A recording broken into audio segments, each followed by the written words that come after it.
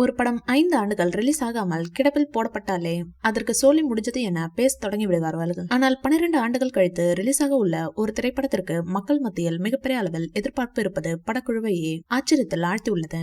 அது வேற எதுவும் இல்லை, சுந்தர்சி இயக்கத்தில் விஷால் நடித்துள்ள மதகஜராஜா படம் தான். கடந்த 2013ஆம் ஆண்டு எடுத்து முடிக்கப்பட்ட இப்படம் தற்போது தான் ரிலீஸ் ஆக உள்ளது.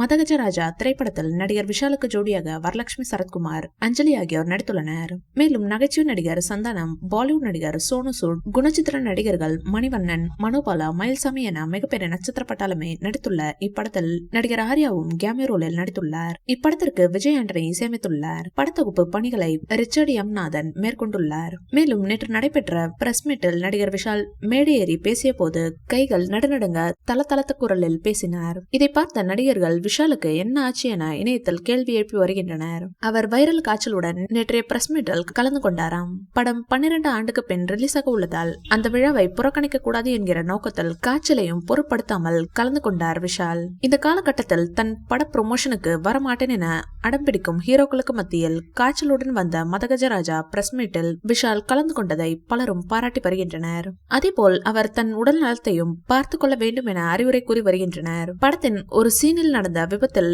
எனக்கு பின்தலையில் பலமாக அடிபட்டது. அங்கிருந்த எல்லோருமே அதிர்ச்சியில் ஆடிப்போய் அமர்ந்து விட்டார்கள்.